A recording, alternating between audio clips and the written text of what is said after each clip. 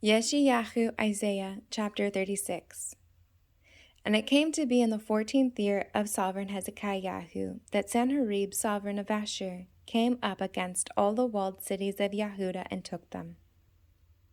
And the sovereign of Ashur sent the Rabshakeh with a great army from Lachish to the sovereign of Hezekiahu at Yerushalayim.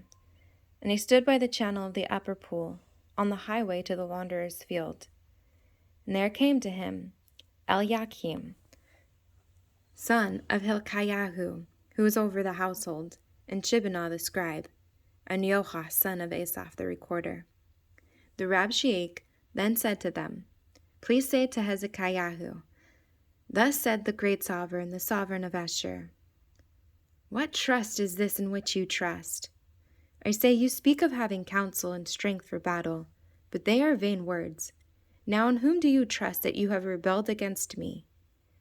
Look, you are trusting in the staff of this broken reed Mitzrayim, on which if a man leans, it shall go into his hand and pierce it.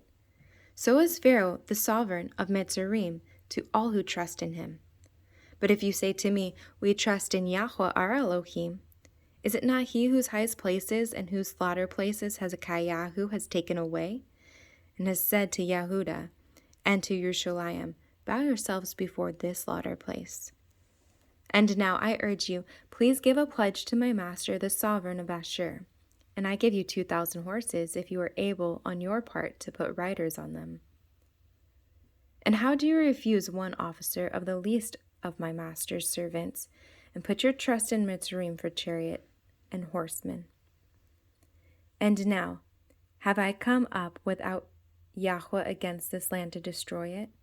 Yahweh said to me, Go up against this land and destroy it. And Eliakim, Shebaniah, and Yahusha said to the Rabshakeh, Please speak to your servants in Aramaic, for we understand it. And do not speak to us in the language of Yehuda, in the hearing of the people who are on the wall.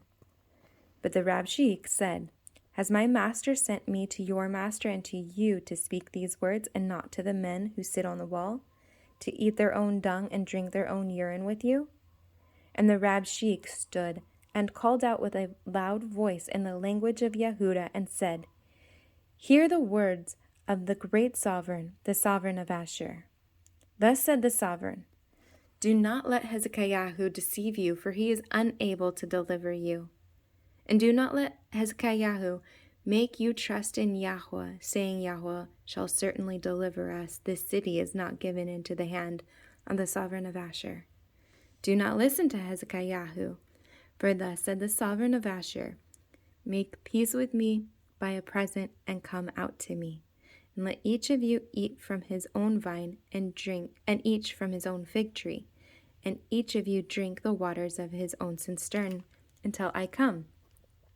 Then I shall take you away to a land like your own land, a land of grain and new wine, a land of bread and vineyards. Beware lest Hezekiahu misleads you, saying, Yahweh shall deliver us. Has any one of the mighty ones of the nations delivered its land from the hand of the sovereign of Ashur?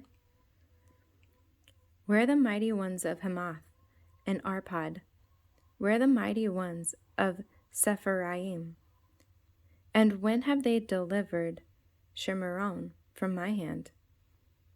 Who among all the mighty ones of these lands have delivered their land from my hand, that Yahweh should deliver Yerushalayim from my hand?